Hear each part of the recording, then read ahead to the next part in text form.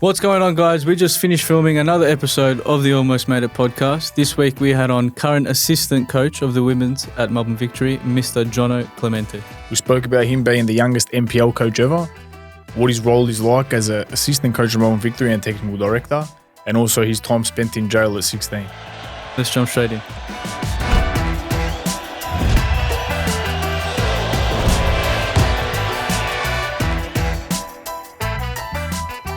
Welcome back to another episode of the Almost Made It podcast, proudly brought to you by Cultural Club. Another big guest this week, something a bit different. Plenty of controversy, maybe not. Plenty of laughs, that's for sure.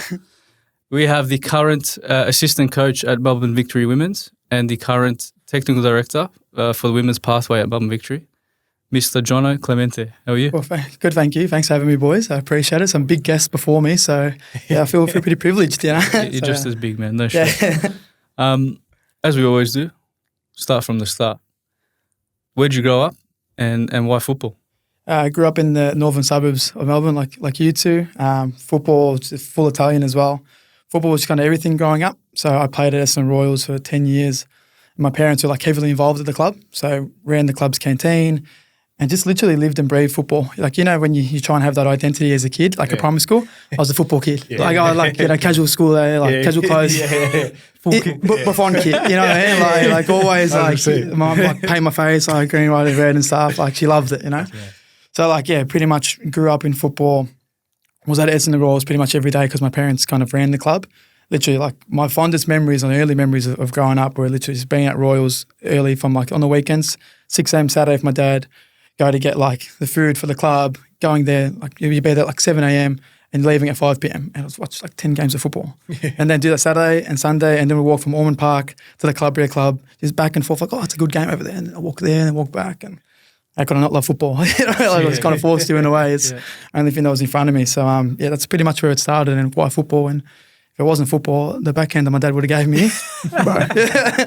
So there's only one option, man. So then obviously you played at Royals for 10 years. Mm. And then when did the coaching side of things start to come into the picture?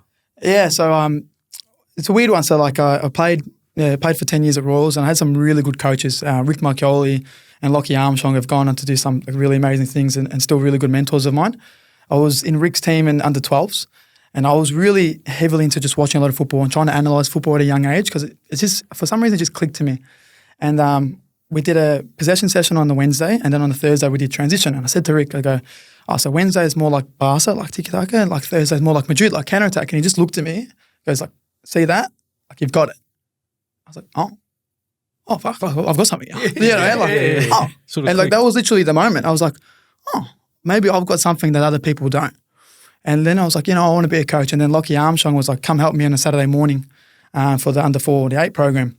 So me and my best mate, still my best mate, started coaching together, Matty Conversano, started coaching together, and it's like this mad photo of like me and him like holding this session pen, like, oh my God, like what's this? And like Lockie explaining it to us, and like we were 13 years old at Essendon Royals. And it just started from there. We did our first session together. I'm like, I think this is it. But, you know, I had some great mentors along the way that kind of sparked it. But, you know, if it wasn't for Rick just saying, that's that moment, maybe I'm not here, you know, so, yeah. That's super young to get into coaching. Like, did you, even at that age, maybe start to get a few comments and things that, you know, maybe a little bit negative? Yeah, for sure. Like at the start, like it's so enthusiastic. Oh, you know, he's just a kid, like this chubby little wog kid, you know, like on the field and Essendon, like what's he doing? Like his mum's in the canteen, go back in the canteen, bro. You know. But yeah, like I was just Rick and Lockie were always there with me, and then Convo was doing it with me, so it was so enthusiastic all the time. And then as you progress to like start coaching a team, that's when it becomes like, oh, is this guy too young? But those very early stages, I was just running like the under 4 to 8 programs. And to be funny, like those skills that you learn from that at a 13-year-old, I still hold today because dealing with parents when the kids are 4 to 8, bro, that's proper management. You know what I mean? Like that's sometimes harder than coaching the A-League team. You know? 100%. So like learning that at a really young age, but then just realizing how much I loved it at a young age, and I knew this was something different that I kind of had a knack for. So yeah, it was a good experience at a young age. As a player, were you like sort of a natural leader, you'd say? And that sort of put you in that stead to coaching? Yeah, for sure. I used to love watching Mourinho's Madrid teams. Like, loved it, bro. As a kid. As a kid. So I was like 11, 12 years old, and like obsessed with Mourinho, bro. And you were looking more at I was just always into it. Yeah. So I was just always looking at Mourinho stuff and like YouTube, and then like I'll Google like tactical analysis in like grade 6. Remember? It's cool. It's got cooked. Looking up like rainbow flicks at that age, you know what I mean? And I'm just looking at like, what's this low block? What's this? Like, this guy's cooked. You know what I mean? Like at grade 6. Yeah. But I just enjoyed it, and it was something that sparked, like obviously Rick and Lockie kind of sparked it into me. But from a young age, I just always loved that side of the game because, you just go, oh yeah, we're doing a drill or doing a session. But it's like, I was always inquisitive. Why are we doing this? Oh, okay, that makes sense. And once I saw the link between things, I should probably look into this a little bit more. But starting at 13 was crazy, but, maybe starting young helped me get to where I am today, And you're still young, so still got plenty of time to go. Bro, I forget, man. Like, that people are like, bro, you're a baby. I'm like, I've been coaching 7, 8 years, man. Like, You got a lot of experience for a young coach. Yeah. Did you know at that age that's sort of what you wanted to do? Yeah, to be honest, man, yeah. Like, I knew I was an okay footballer, like not the best. So, like, I was a goalkeeper. I joke around with all my mates. I was probably the best under 12 keeper in the state, just because I was chubby, and like anything around this range, like I'll be all right. Yeah. And then after 12, I peaked, bro. I was we peaked at what, 16? I peaked at 12. And the cool thing is, I had good coaches, but I still peaked at 12. Like I didn't develop anymore. So like I knew like I pretty much reached my ceiling as a player. And then I was like, coaching, I could actually make a thing of this. So to be honest, I probably knew, from 13, 14 that I want to take a real good crack at coaching because it was your first job as well, Yeah. $30 for a session and then like do a month, $120, whatever it is. I'm like, oh, mad. Like, me and Convo, like, what are we going to do? Like, this is unbelievable. I go buy shoes. Like, this is mad. I go buy boots. Like, I remember getting our first paycheck and like at Essen Roars, like Ormond Park, you can see when people like drive in like from far because I have to go past like the Mooney Valley football club. And then is that the president's car? And you're looking, it's like, oh, it's not his car. Oh, so we're not getting paid. And then, there it is. And it's coming like, yes, we're getting paid, boys. Like, it's just, And that's your first job and your first paycheck. And I was like, okay, I could probably make a living out of this. Because I think as a youngster, I think anyone, you always want to be a football player first. But then you go, I want to just make a living out of football. If I can, my job can be football in any capacity, I'm living the dream. So then from then on, I just decided to pursue it. What do you think it was specifically in terms of the coaching that you were most drawn to? It's a good question, man. Like, there's a lot to it. I like the management side of things. I like the emotional side of things as well. It's just like, how do you unlock the potential of one player? Because every player is different, So I think that was really exciting. But at the young age, it was just having really good idols and people mentoring me, to be honest. Because if I didn't have Rick or Lockie by me, and as I got older, like more mentors kind of started coming to the picture, I wouldn't have been so, excited about the prospect of being a full-time coach. Because back then, people would still say, oh, you coach? Like, oh, no, but what do you actually do? Oh, no, I'm a football coach. Oh, like, do you coach? No, like, I'm actually decent. You know what I mean? Like, because back then, there was who was a full-time football coach? You know what I mean? When I was young. But then I saw these men like Lockie and Rick. It's like, oh, they're actually doing full-time football. It's pretty cool, So I think that having those idols to look up to and actually go and do it, I think was a massive driving force. Talk about your passion. Also, your passion to be a fan, in particularly Melbourne Victory. Do you want to give us a bit of an insight on how big that club was to you and is to you? Yeah, so Victory for me is like will always be my home in some sort of capacity. Like, I started going to Victory games when I was 13 with my dad. I remember like we got like medallion club and my dad's like, we got to wear slacks. You got to wear slacks. I'm like, are you sure, man? Like now I'm going, slacks at a football game? You wouldn't catch me dead. Slacks at a football game, you know what I mean? If I'm not working. And then it's like, you got to wear slacks. And so I remember like just having that bond with your dad and just watching football and going to Victory games. And back then, it was peaking obviously as well. Like I remember like my first memories of being a Victory fan is like you couldn't get tickets to the A-League games. I remember. We had to go to the news agent like really early to like because they had the ticket tech booth and like make sure you get a ticket for the derby or like I remember a game like Adelaide against Adelaide United, probably like 09 or something. But it was like sold out at Etihad on Marvel Stadium. Was that the final when Thompson scored? Or there was those. But like even it wasn't even in a final. It was a random game. It was like 50,000. I was like, I think it was Sydney. Nuts.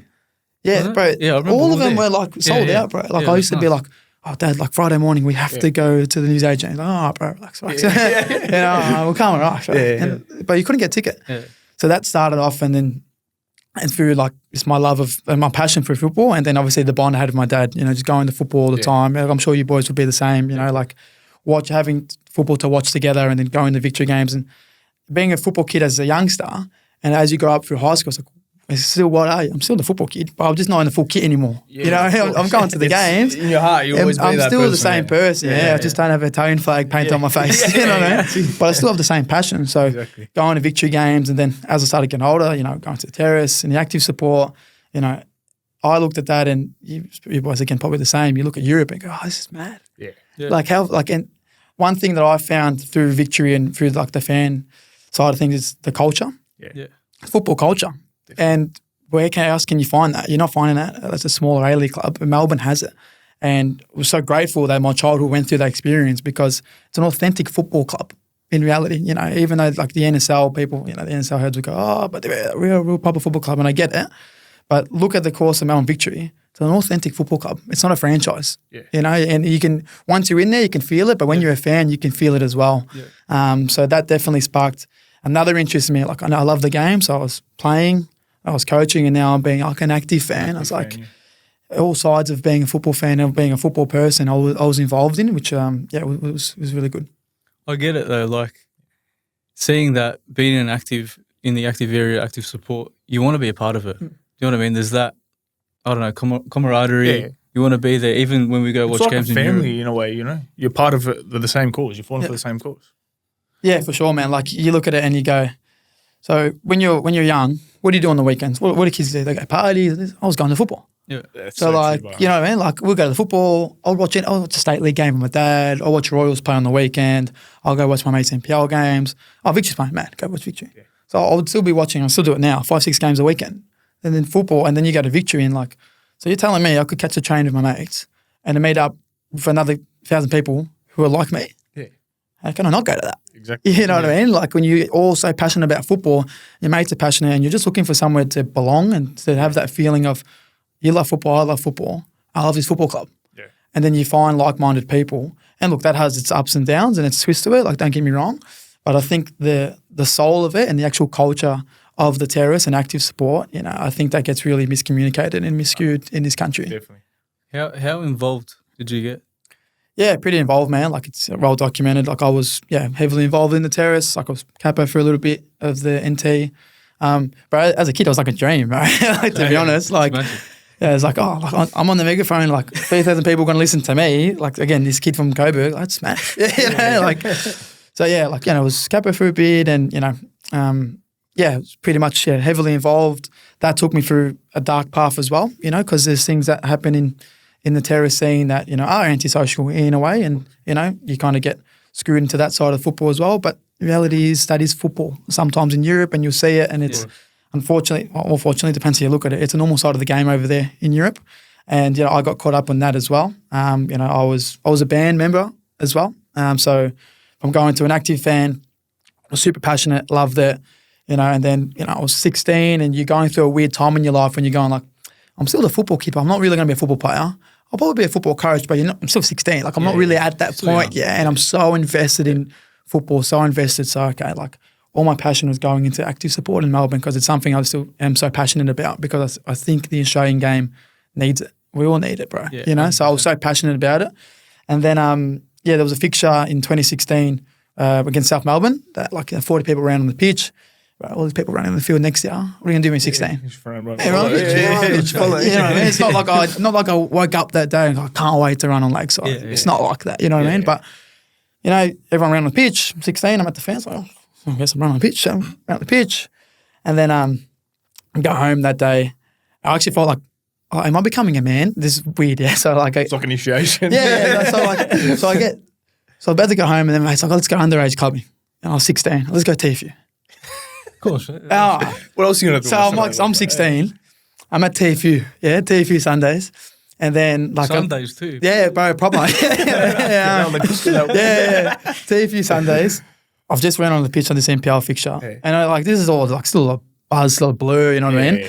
And then I look at my phone at like 1 a.m. and someone's like, bro, like you're on the news. I'm like, no shit. This is getting pretty serious. So I'm like, first underage clubbing, I'm at TFU. And I see that, I'm like, should probably go home. probably, I'm going to sleep on this one. Because like, it was the same night, it was the same day, yeah? So I go home and I wake up, I go, oh no, this is going to be a problem. Yeah. So I'm like, I told my dad. And I was like, this happened. And he goes, we'll cross that bridge when we get to it. Blah, blah. And I said, I'm a kid. He goes, it's all right, relax. We'll cross that bridge. And my dad and my mum were like unbelievable parents, like to this day, just so supportive. Like normally, they'd be like, what are you doing? They're just like, cross the bridge when we get to it. You've obviously made a mistake. Yeah. You know that. You've owned up to it. I'm not saying, I loved it. Like, it happens. Exactly. So you've got to own up to it. So I showed accountability to it, to my parents, and like, we'll cross that bridge when we get to it. So I was playing at Northcote at the time. And then I got banned because I was on the pitch, yeah? But then it said banned from playing. So I'm like, oh, that's not good. Yeah. So like I was playing for 10 years and then I got banned from playing and spectating. And then I had to go to like a tribunal to like try and get it. I was like, bro, like I understand it was a serious thing. Like I'm not trying to downplay it, don't get me wrong, yeah, because the South fans, they'll come for me. But it's like, okay, well, one thing as a young kid, you need like some security in your life, you need some structure. Well, that's playing. Yeah. But now you just took that away from me. And you're a kid, man. And I'm a kid. So if you already think that I'm involved in some sort of football or some aspect of it that, isn't advantageous to my career or my life, so what does a young kid need? He needs some structure, stability, and a passion. Just took it away. Yeah. What do I have to lose now? What do you want me to do? Yeah, now I'm going to go off I went off the rails, man. Like seriously, I can't play football. I can't watch football. I'm a football kid, but so I made a mistake. Of course. Like I own up to that. Like don't get me wrong, I'm not saying go run on the pitch at NPL game. I was going to say, like let's be honest, you ran on the pitch is wrong. You're 16, but it's very excessive punishment. Yeah. I believe. Like you didn't go on there and hit a player. Yeah, you know what I'm saying? I didn't hit. I'm not trying to get down that path, but like you said, man, it's true, man. There's people that done worse and got away with. What was the extent of the situation? What, you ran on the pitch? Bro, I literally ran on the pitch. I was on the running track, and that's it. Like I didn't. That's what I'm saying. Bro, people were like, oh, he did this, he did that. And that's when I started to like realize how much the social media and how much abuse you can get at 16. It really ramped up because people were like screenshotting like the photo of me going, oh, this is Johno Clemente, Northcote player, head of the terrace, and then like it started, like the circus started, And it's like, did I do anything that I ran on the pitch again? Shouldn't have done it. I understand. I get it. Did I hit anyone? No. Did I throw anything? No. Still to this day, if you find old tweets, I've got them all on my phone. He did this. He threw something at my kids. What are you talking about? No, I didn't. Like, I didn't. It's a senior game? It's a senior game. So there's a parent commenting you threw something at your fucking 40-year-old kid, bro. Like he attacked the South fans and like, there's footage of it. I know what I did. Yeah. I ran on the pitch. I'm 16. Got to the racing track, ran back. Again, I get it. So, and then I had to go to the tribunal and then I ended up saying I got banned for 6 weeks of playing. But at this point, I was like, I'm over this game, man. Yeah. Like you start. I'm over this. And then that really took a sideways step in my life, going, I'm enjoying the active support and these things. And I wasn't coaching for a bit either. So again, you're 16, 17, you're banned now. Tell me what I got to lose. You know what I mean? Yeah. I'm having fun. 100%. I'm 16. I'm a kid. Yeah. You know what I mean? Not realizing the weight of my actions as well. And then few years ago, because all those like the social media circus, people going, oh, that's Johno, he's cooked, whatever. And then, so I was in Sydney for an A-League fixture and we got attacked. Yeah, so like we're literally just walking out the park. We didn't know like Sydney fans were there. We pretty much lost, to be honest. We're walking to this pub and then, like 40 Sydney fans attacked us. We're defending ourselves. What do you want me to do? Yeah, of course. There was about 13 of us, 40 of them. They attacked us, and then there was someone, like a photographer because it was near the flats, like Surrey Hills flats, and a photographer was taking photos of the flats saying how how bad they are at the moment. Bro, perfect time, perfect place. This guy's like, bro, unbelievable. He's hit the jackpot. Yeah. Literally. Then this photo of me, like, got belt in my hand. You've probably all seen it, like, belt in my hand, like, punching on with Sydney fans. Front page of the Sydney Telegraph that night.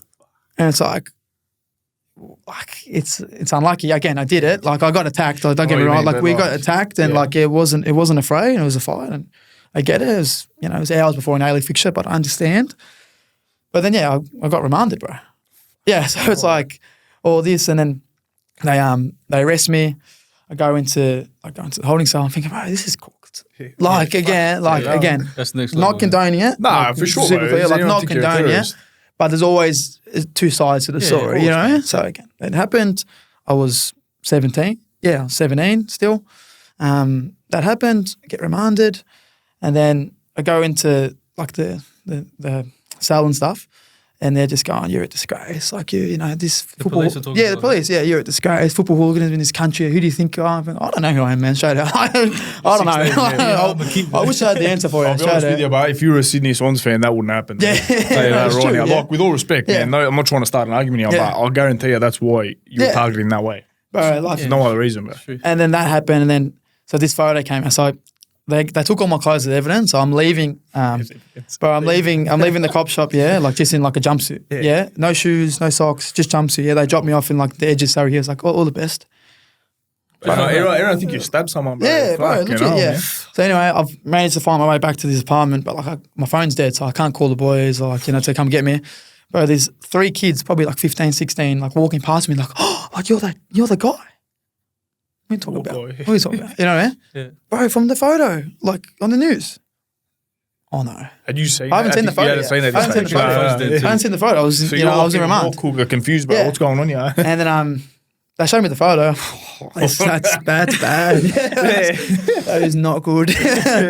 I'm like, can I use your phone, bro? He said, yeah, use my phone. Boys, come get me. I'm like, okay, this is. And then, bro, Sydney Telegraph, Fox Sports, ESPN, all of them. You know, A-League fight, etc. But are they naming and shaming too? Yeah. Is it just you, or they've named? They others? named 3 others who got others, arrested okay. that night. Yeah. And bro, I copped it, obviously, and front of the Sydney paper, like copping it, bro, all these people screenshotting it, like, oh, this guy's, he's cooked, he's done. Like this, you know, and I'm 17, 18, going like, Did man, they like jump this- on after they seen what you've done in Yeah, South exactly. Melbourne? So all the tweets going, this guy's a hooligan, he's this, he's that, you know. And then, so pretty much I got remanded for it. So like I had to go to court for it, etc. But they remanded me, and because what happened was I couldn't afford to go back to Sydney. So like they said, come back for court. Yeah. But I'm 17, you know, my parents earn a modest living, but like not great. So it's like, you know, just an honest, you know, northern suburbs family. I can't really go back to Sydney right now. So I adjourned it because I couldn't afford to go back up. Tried to adjourn it again. They said, you've got a warrant for your arrest in New South Wales. Hectic. Like, like, mad, yeah. Like, so I go to, this is me being super dumb as well. So Sydney played Victory in the grand final, first ever away grand final. I'm like, I'll go, but then I'll hand myself in after. What an idiot, bro. It's like straight out. Like, obviously, how dumb. It makes sense. You know, football comes first. What's your game first? First away grand final. Sydney, come on, boys. Like, At the end of the day, someone realised. So anyway, I was banned, so I didn't go to the game. I was just at the pub watching it. And I was like, anyway, cop car like pulls up, sees me, pretty much, yeah, there's a lot to it, but like, yeah, sees me, get arrested, and they're like, yeah, you've got a warrant for your arrest, go into the cell, and then they're like, yeah, you're not getting bail, like you're going to be here for a bit. I'm like, oh, that's interesting. Yeah, it's pretty raw. What's going through your head at that point? Oh, I'm cooked, bro. I'm done. Yeah, like I was It's like like a dream in a way. Yeah. I was just feel like, real. man, Yeah. like this is nuts, you know. And then so I'm in remand now, and then bro, like this, you won't mind me saying. So the guy who's my cellmate, yeah. So I'm tripping out. What do you mean I'm going to jail? What do you mean? Like, you know, like you it's just went to a football match. yeah, you know what I mean? Like this is like still so bizarre to me, yeah. And then anyway, like going to this cell, and this guy's massive tats on his face. I'm like, I'm done. I'm so done now. I'm crushed, you know. Like, you know. And then and mind you, I'm in Sydney, yeah. He gets up, he looks at me, he goes, Johno? Bro, what a spin out. Like, how does he know me? I'm in Sydney, this guy is the scariest guy I've ever seen in my life. He goes, John, he goes, yeah, I know you, man. Like you're, you know. And said, like the crew was a part of, and I'm like, yeah. He goes, nah, respect, man. Like, I'm like, what's going on, man? This like a movie, This is too much. I'm like, I'm going to bed. This is cooked. Like, I wake up. That's when I know I was in remand, yeah. Wake up. The stalest Vegemite. I hate Vegemite. Oh, my parents will backhand me. Vegemite toast on this bed, on this concrete bedside thing. I look at it and I look up this massive guy just like that. I'm like, oh, yep, he's a jail, huh? You know? And I'm like, okay. So anyway, I was like, so they had court hopefully that day, and then what happened was they gave me like a legal aid order. I didn't get a phone call. I couldn't call my mom. Couldn't call my dad. And So they like, had no idea what was going on with you? no idea what was going on. You Like, just didn't come back pretty much. Yeah, I didn't come back. Yeah, so the boys would have told him, but so now I'm in this like little box with this legal aid lawyer, like via Zoom. And then I said, she goes, so are you guilty or not guilty? Like straight out. I'm like, like is it like a brief? Because normally you get a brief. She goes, okay, I'm going to put it this way. If you're not guilty, you want to fight it, you stay here 3 months minimum to your next court date. If you're guilty, you might get 2 years. Up to you. Thanks, bro. Thanks, bro. Yeah. Fuck, what do you... I'll at least say, hey, how you going first? Like, put it on me like How that. do you even process that? And I'm just like, well, I was, it's an affray. An affray as a charge is like anyone who's around the riot sort of thing. Yeah. So like even if you're a bystander, you're in the vicinity, you can get charged with affray. I'm like, well, I'm guilty, I guess, yeah. All right. And she goes, yeah, cool, done. Did she realise you were 17 as well? Yeah. Well, I was like, okay, cool. And then I got back to the cell and the guy who I was with was like, oh, I'm getting out. I'm getting out. He goes, be positive, you're going to get out. I said, I'm not getting out. I'm done. Like, I'm thinking, what is, like, how's it got to this? You know what I mean? Like this chain of events, like how's it got to you? And I was like, what? Like, you know, like it's obviously your life decisions and like the path you went down and you're just like, bro, look at me right now. I'm in this cell. What? Like my poor parents, you know what I mean? It was more like for me, I don't care. Yeah. But my poor parents, so my mum, dad are gonna be stressing. Like I've come from a nice wog family, you know. Yeah. I was more stressed about that. So anyway, I've been there for like a day and a half now. So then I go to the guy, like, what's the time? He goes, 3:50. And the court closes at 4. I was like, oh, I'm going to be another day, bro. Like, this is a drama. And the guy who was with already left. I'm like, bro, this is spewing. So anyway, then they call my name. Oh, Matt. Call my name. The judge gives it to me for like, bro, a good 5 minutes. Bro, puts me on the goose hard. You're a degenerate. You're the front of Sydney paper. Who do you think you are? You're the ringleader. Bro, go and hack, yeah? Well, that make me sick, man. Bro, go and hack. And then she goes, but, you know, you pleaded guilty, so you get a discount. What is it, Boxing Day? Like, discount? Like, bro, I'm about to go jail. Like, you get a discount. Hectic. And then she goes, yeah. She goes, so a fray in Sydney is 10 years. How's that sound? Fray. Yeah. What's murder there? Yeah. And I was like, obviously, like, stunned. I wouldn't want to say that, you know? And then, but my legal aid lawyer, she's not saying a word, but she went mute on me.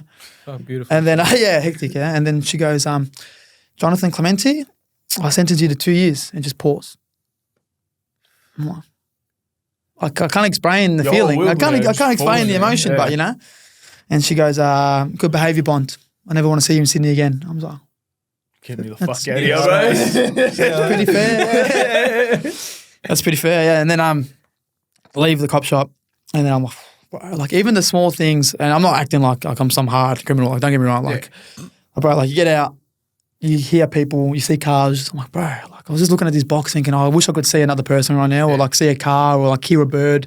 Like, bro, you're 17 too at the time, man. Don't forget, like people got to understand the context of these too, bro. Yeah. Like I'm not trying to be like, oh, bro, this heavy, you know what I mean? Like, so I got out. I was like, bro, like, what am I doing, man?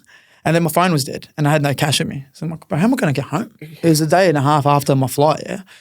But the boys sorted me out hard. So one of the guys had a later flight and like they didn't even know when I was going out. They just took a bet on it. He took the bus home from Sydney to Melbourne so he could save my flight.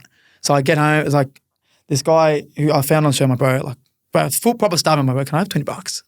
Like I need to buy a charger. Like he's just like, yeah, sure, whatever.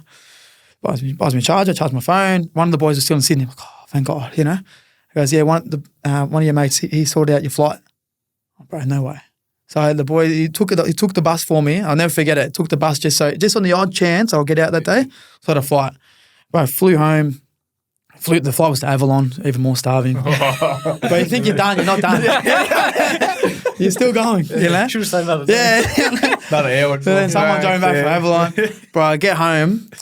Bro, what an area. I was just like, this is like, wow, man. Like, that was enough for me to go, like, no more, man. Like, because you look at your parents and I don't know what to expect, yeah? And my dad and my mum just like, we love you so much, man. Like, we never want to lose you. Yeah, just like, we're not mad, we're just disappointed. Yeah. Please don't let us down. Yeah. You never want to hear that from your dad, yeah? You know, like, don't let us down.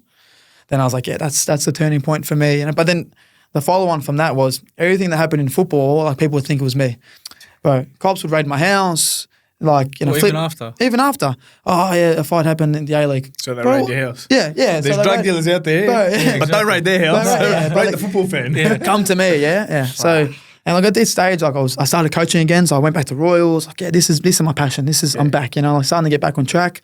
And I felt like at every time I started to get back on track, you know, people would try and bring me down, you know, and it's like I got raided twice. I was on curfew, I was on bail for stuff I didn't do.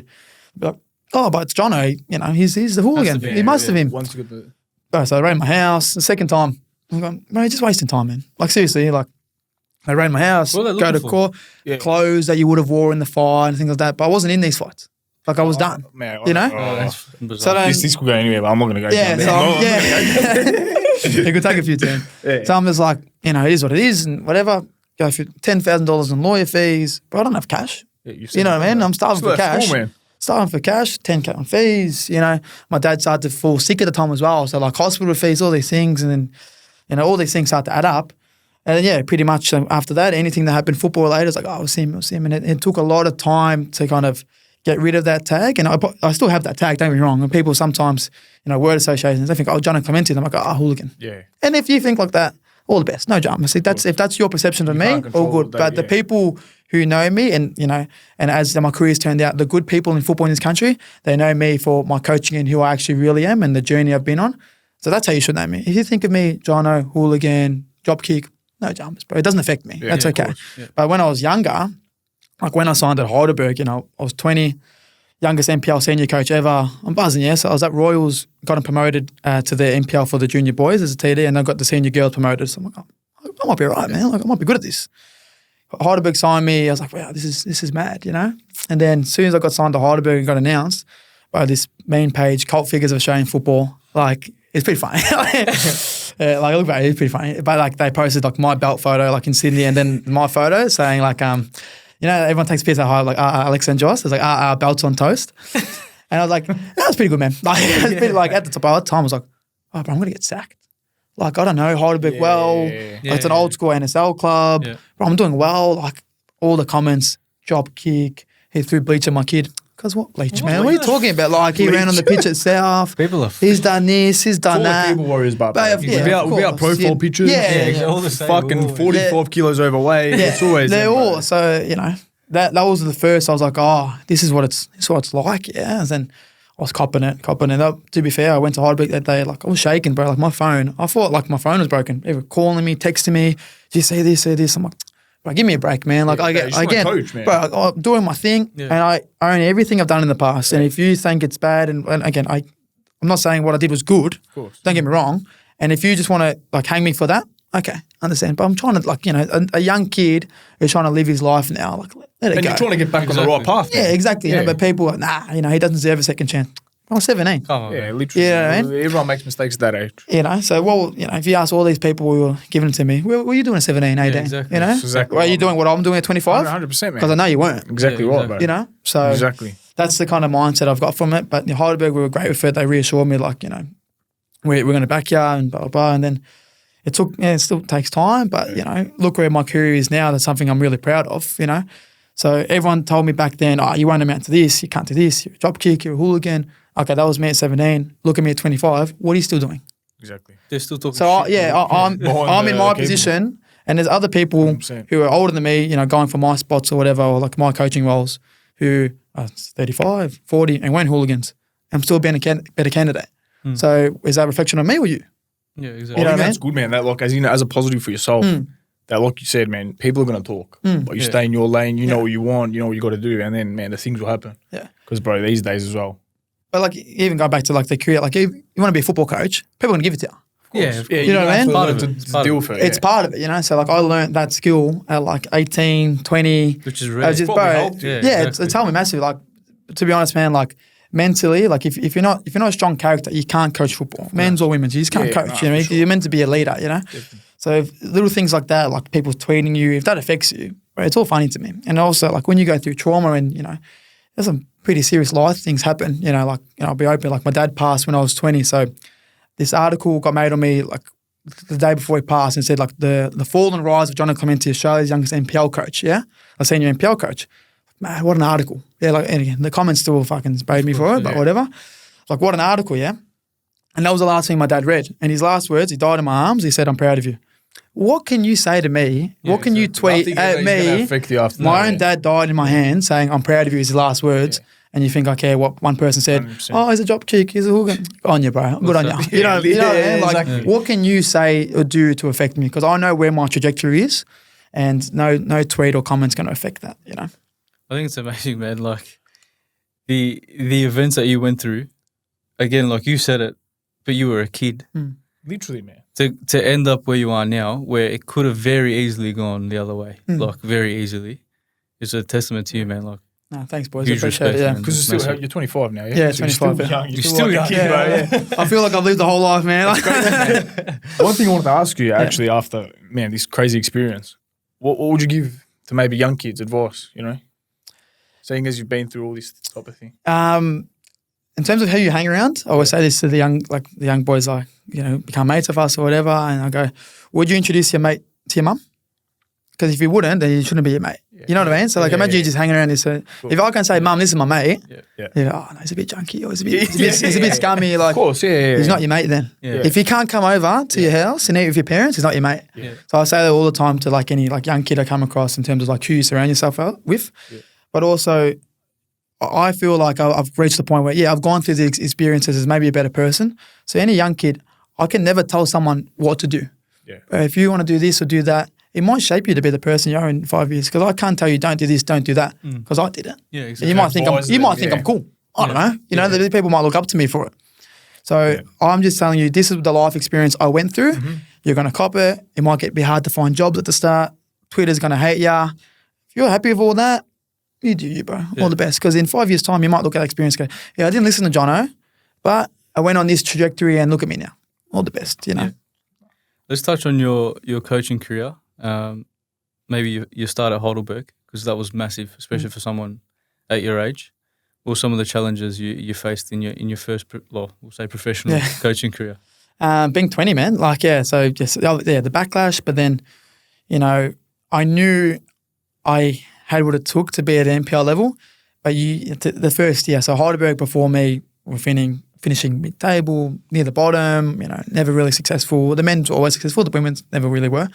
So this 20-year-old is like really optimistic, you know, really progressive coming in, like, slow down, you know what I mean? So it's like managing up and managing, you know, everyone around you at an NPL club is always going to be challenging. That was probably one of the biggest challenges, but then getting players as well. So you're trying to sell your vision, but who am I? Yeah. You know, who am I? I'm 20. I got promoted in state too. But this is the big leagues now. You know, you want to sign A-League players, you're 20 years old. Like, who have you coached? And the reality is no one. I've coached no one at that point. So being able to know and just trust the process and be patient, it's something that I still struggle with, just being patient in your journey, because in the end, you know, good sessions, good culture, you know, good relationship with players. Over time, you know, it's football, small industry. Oh, yeah, Johno's all right. He's a good coach. And then another player comes, another player. And then the year after, so my first full season at Heidelberg, we finished second.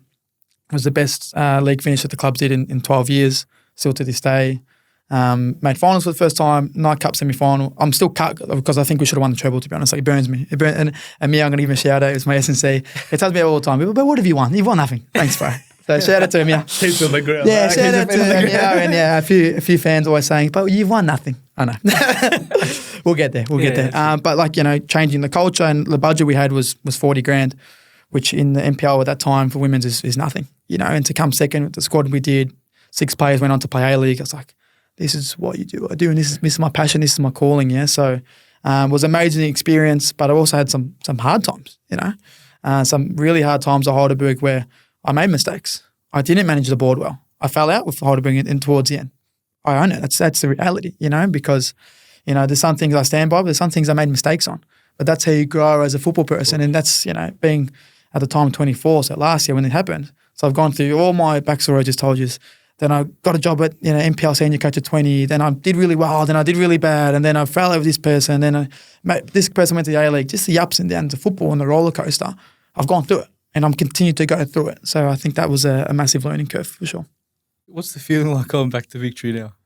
Oh, it's home, man. Like, it's, because I think you've not got full circle. yeah, it's mad, bro. It's but also you've got like a point of difference as well. Because you've bled for the club. Yeah. You see it from a Literally. different perspective. Literally. Yeah. No, it's different. Do you know what I mean? True. You've got an edge. Yeah, like so when I started coaching, so when I got back into coaching, I was 18 or so when I was at Royals, and I got approached through CEDA to like start working for Victory, like as a pre-academy space, like just as a casual, because man, like it's the club I love, yeah. I go into the office, this is 2018 or 2019, go into the office and the head security guy, and I was banned at the time, like no one would know about me, get out of the office, Because you'll never ever work here. Like, just pretty much kicked me out. Because don't you ever step foot back Just in the his Victory office. Victory office? Yeah. Because you'll never ever work here. Like, you're a disgrace. Like, bro, who do you think It's you like, are? who you don't even know me, yeah. Who do you think you are coming into this office, think you're going to work here after the money you've cost this club, and like all things like that, which, you know, on the basis, most of them probably not true, in terms of cash and stuff like that. But I remember going to Gosh's paddock and crying. I walk and I was like, bro, like, I'm trying my best here, man. Like, you know. Like, you were looking up to this club. It was your everything. It's my club. You know? You know what I mean? Like, I'm coaching, I'm doing well. People can see I'm doing well. So I want to coach Melbourne Victory. It's the dream. Yeah. And then Caroline Carnegie, as the CEO, came on board and she reached out. She goes, we need you at this football club. And I was like, that's just like the top level management from her going, this guy's going to do anything for this football club because he loves it. You know what I mean? Like, she actually gets it, you know? Yeah. So then, Victory reached out and I did some good work at Heidelberg, and Jeff, who's my current boss and the A-League head coach, we met, did a session together. He liked me, and then it's like, you know, started coaching in the girls space. And from there, it turned into a full-time job. And then literally 5 years from the belt photo, 5 years, it's crazy how well life works. 5 years on the dot, I got a full-time contract at Melbourne Victory, you know? Okay. And I gave it to my mum. I said, like, happy 5 years. And she's like, you cooker. And like, I printed out the belt photo and I printed their contract. And I'm like, happy 5 years, you know? Good, and then, but it's crazy how life works, yeah? After being told, you never worked there, you never been in pro football, all these things. And then, like, a dream as a kid for me and Convo together was like, you know, I want to be a full-time football coach. And I did it at 22. It's like, what do I want to do now? I want to be the best football coach ever. Why not? You know? Crazy experience. But Victory to me is home. Like, the way the club operate, the way they look after me, and like everyone in the staff. Like I mentioned, Caroline, JD, the director of football, Jeff, my current boss. Like, bro, I'll take a bullet for Jeff Hopkins. I swear to God. Like, he's like, in terms of managing people, like, he's done so much for me as a mentor and a leader. Caroline, JD, like the people who run that football club. I said before, like, authentic football clubs that just get it. Yeah. It's home, you know, because they looked at me and went, this kid's got something special that no one else does, you know. And you go through life and people say, like, you know, some people, you try so hard to have it, you know, like, what's that spark? Yeah. And Caroline and all these people are like, you've got it. We just need to make sure, and that passion for football, how do we nurture that to something positive? And, you know, the club's done that really well. And, you know, it's a surreal feeling, but it's home. I think indirectly you've learned how to put up with, like we said before, all the bullshit that comes with coaching. Yeah. Just living your life before. So I think that's another point of difference, because you got the guys who do all their licenses, all their bullshit and all the other crap. And the littlest bit of hate and pressure, they fall to shit. And as a coach, I think no matter what you do, you're always going to get your naysayers and stuff. So. But for you, it's just whatever. Bread and butter, man. Like I said before, if you think I'm this or that, all the best. Tell your mates, I don't care. Like, it's all good. That's your perception of me, no dramas. But if you like football and you genuinely care about football, you'll like the work I do, and you have to end up respecting it, you know. One of my mentors recently, so I went through really crazy, like, last 6 weeks, you know, from two A-League head coach interviews, and I was in the final 2 for those, and it was like, if you told me that last year, I'd be like, what the hell? It's unbelievable, you know, like, considering where I come from. And then people, like, it goes to me, people don't hate you, they envy you. Yeah. Because you went through all that. And how's this guy still, and, you know, at 25 years old, he was in the final 2 for 2 different A-League head coach roles. Like, why is he getting that? I'll tell you what, I work hard. I think that's a credit to you, man, because from what you've been telling us, I think it's just, you've had your mindset and you've just been faithful to that, like, goal, man, and you just keep doing what you're doing. So hats off to you. Yeah, thanks, man. Like, you know, I'm in this position because I work hard, and I'm nowhere near where I want to be, but, you know. But it's a journey. You're there. So you get people going, oh, you know, he's a hooligan or whatever. Okay. But then you got, you know, some, I'm not going to name it, but like some big names in Australian football all over the country in the last 6 weeks calling me saying, you're special, you're this, you're that, you know, timing, it's all about timing, you're going to get there, you know. Ex-Socceroos, head of footballs, you know, you name it. Like, some of the biggest names in Australian football in the last 6 weeks. I'm going, maybe that was a little confidence boost I need to go, okay, I'm on the right path. Because, you know, sometimes you get stuck, you know, you go, oh, what's, you know, it's because you see your mate there, tradies, 2-3K a week, but they're not happy. Yeah, you know, but I love my job. 100%. I never go one day and go, oh, I got to go work today. Man, I got to go work today. Go to the office, see all the football people, talk football, have a laugh. Sure. How's this work? You know what I mean? Yeah. And then going back to, like, the Victory, and like when all that thing happened in the last 6 weeks and having support, Victory, what a club in terms of referring me and going, Johno's the guy, because they're like, you know, eventually, if you did take another Haley head coach role somewhere else, you're going to come back here. You're our boy. 100%, man. Imagine in other industries, a boss going, yeah, go another job. Hopefully come back. It's just not a thing. And maybe other people will go, or be selfish. Like, no, we're not going to actually refer you, or we're not going Of to. course. And they're calling these clubs saying, he's the guy, he's special, like, you know, you should take him. It's like, what a club. It just made me love, the whole experience made me love Victory so much more. Yeah. And go, this is a proper football club with proper football people that just get it. Yeah. So, yeah. I wanted to touch on women's football in particular. We had Chids on last episode, another pioneer. One of you plays. Yeah, exactly. What a player. Yeah. Like Coach Chids, like he said it there, like unbelievable. Like, like sometimes it's hard to smell the roses as well, because you try and be so ambitious and want the next thing. Like, oh, Coach Alex Chidiac. You get caught up. Yeah. But she's the best number 10 in the country. Yeah. Like, and what a person as well. No, but unbelievable. yeah, she's nuts. I wanted to ask, where do you see women's football in Australia heading? Is it heading in the right direction? It is, yeah. Like, you know, I think everyone getting behind the Matildas was a massive thing, but that has to be sustained, yeah. So, like, the most important thing about the World Cup wasn't us hosting it. It was the effect we can have after the World Cup. So we saw a little bit of that, but you see the media switch on the Matildas because they didn't make out the group, yeah? So now it's like, oh, the love child of the media is falling. It's like, well, no, you need to be pumping it still, because the A-League and the Socceroos, they don't get that level of attention, yeah? But the Matildas do. So how do we capitalise on that? Like, numbers are through the roof in terms of girls and females, you know, progressing and wanting to participate in football, but how do we get the mainstream fans to continue to watch the women's game? I think that's always going to be a challenge, but it's a lot to do with the media, which has generally been a problem for Australian football. But I think in terms of us producing talent, a little bit more space, I think it's exciting, man. Like, you know, we've got so many good young players, especially at Victory, that are coming through that I really think will make it to the next level. And having a part to play in that is exciting, but because more kids and more girls want to go involved in it. Think about AFL players, yeah? Like athletic, like beasts, yeah? Imagine they didn't have AFL. They only play soccer. We could be the best team in the world, straight out. Like, it may be a hot take, but think about all the AFL players. If they didn't play AFL and all these athletes, imagine they fell in love with soccer first. Yeah. We could have, you know, we've got, look at the Olympics, like Australia are known for athletes, yeah? But they all go to different sports. Yeah. But in football for the girls, they really don't play AFL. They want to play soccer. Yeah. So maybe we're getting the best talent, you know, genetically to play soccer instead of, you know, AFL. So I think it's exciting, man.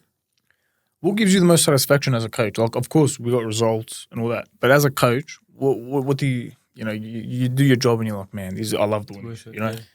Yeah, heaps, man. To be honest, like, yeah, results obviously is nothing better than getting 3 points. Course. You know, Yeah. I think when you have a deep connection with a player and they say like a genuine thank you, like you've actually done something to my life, and it's like that's, you know, I remember, you know, a few players I've coached gone to play A-League, and when they call you and say, like, without you, I wouldn't have done that. It's like, it's deep, man. Keeps you That's going, powerful. Yeah, you know what I mean? Like, 100%. you had a massive effect in that person's life, you know, and I think that's probably the biggest satisfaction. And now in my work with the youngsters at Victory and kind of getting them towards the A-League level, it's like, 10 of these girls could play A-League next year. Yeah.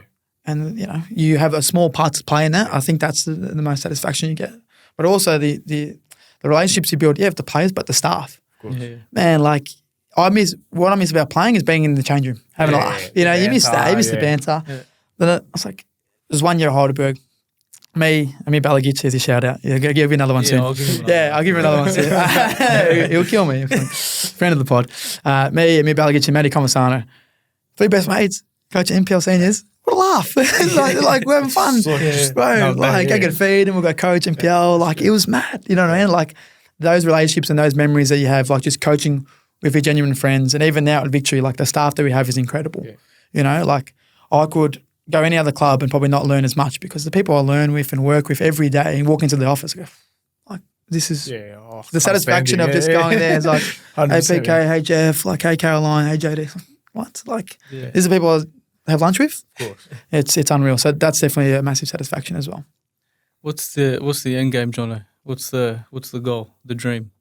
The dream is to honestly be like one of the best coaches in the world. And, you know, it's a pretty like crazy high ambition, yeah.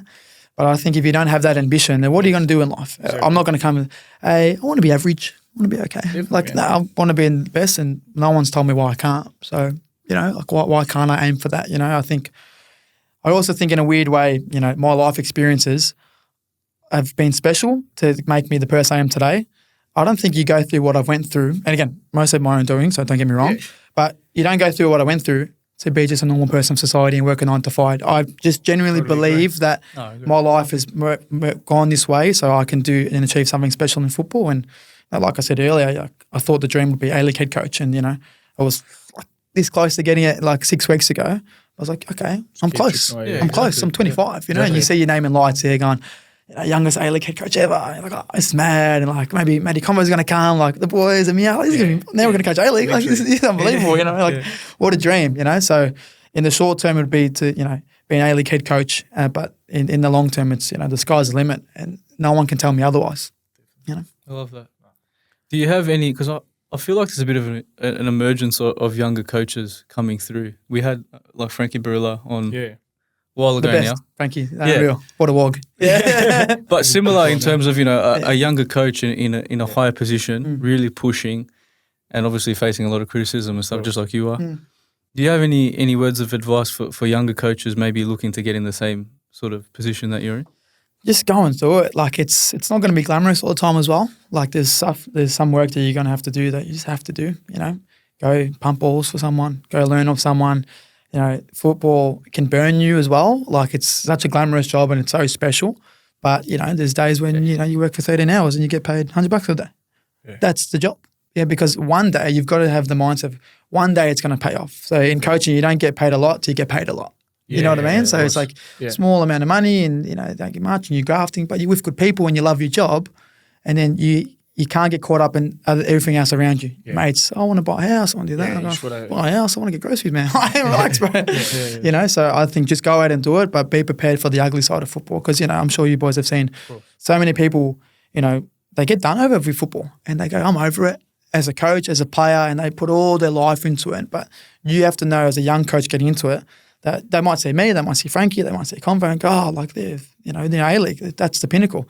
But the way, how much further to go, obviously, but the roller coaster to get here as a football coach is unbelievable. Some highs, like I said, you know, the stuff a few weeks ago, you're here, then you're down, you're up, you know, like you just got to go out and do it and be prepared to do the ugly side of football, but make sure it doesn't break you because it can. It definitely can. You know, the long hours, football can break you. It's breaking so many people, but be prepared for the roller coaster. But it's a beautiful ride at the end of the day, you know. Yeah. That's why we love it. Man. Yeah. That's why we love it. So, like, you can't, when you're up top on that roller coaster, you can't soak it in too much because you know you're going to come down eventually, yeah. But try and keep and when you're at the bottom and you think, you know, nothing's happening for me, I'm a bit of a rut, someone can call you for an A-League job. Exactly right. And then it's like, oh, there it is. That's, again, going back to my experience a few weeks ago, it's like, that's the spark I needed to go, I am doing good stuff. People aren't recognising it because I was thinking, how could he call me? Like, well, how can that person know about me?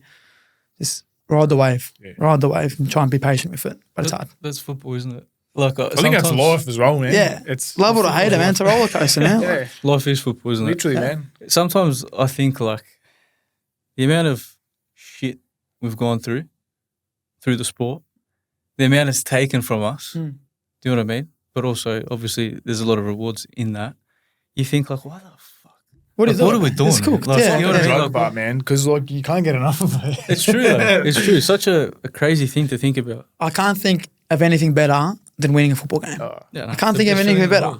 Like coaching, tactically, like setting it up, seeing it pay off. Goes to plan. Yeah, normally doesn't. But that's not my fault. But like seeing it pay off, you win a football game, and you're like, it's the best feeling in the world, bro. It's literally, you know, so that's life, but it's the highs, the lows. You have to be prepared for it because football is beautiful, but in the flip side, it can be very ugly as well, you know. Before we sign off, another shout out, please, for Amir Balagic. Thank you very much for setting this up. I'm going to give him a big shout out. So, talking about the roller coaster in football, yeah? If I don't say it, you kill me, man. So, no, he deserves this. And like, probably more advice to the young coaches as well. Have a support network because football is ugly, man. Like in the highs, the lows.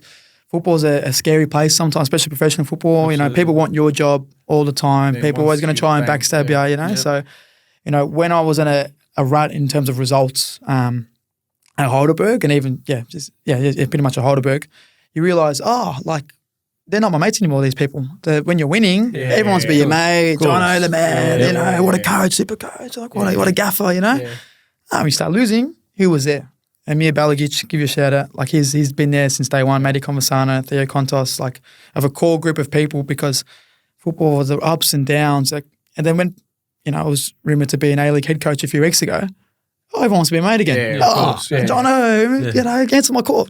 I'll answer your call. You know, like everyone wants to be your mate again. But who stuck true to me? Amir, Matty Conversano, and Theo Contos were constant. You know, so having that support network as a football coach is important because people will try and backstab you. People will try and bring you down. You're going to have emotions that you're here, then you're there, and you don't know how to feel. But I think having people like Amir is really important. So there you go, Amir. That's very heartfelt for me. You probably don't hear that, but there you go, my friend. Very well said. Well, Johno, thank you very, very much for coming on. It's probably been one of our best chats. Definitely. Absolute pleasure getting you on, and also credit to you for the work you do and everything you've been through, and to be sitting where you are now, and all the best for the future as well. Cool, thanks, boys. To see in A-League head coach position very soon. Coming soon, boys. Coming soon. Coming soon. I'll leave it. Thank you, boys. I appreciate it. For everyone playing at home, thank you very much for watching another episode of the Almost Made It podcast. Thank you for tuning in. Thank you for the follow, subscribe. And yeah, thanks for everything. Yeah. Make sure you're following if you're not already. Hit follow on Spotify, and we'll see you next episode.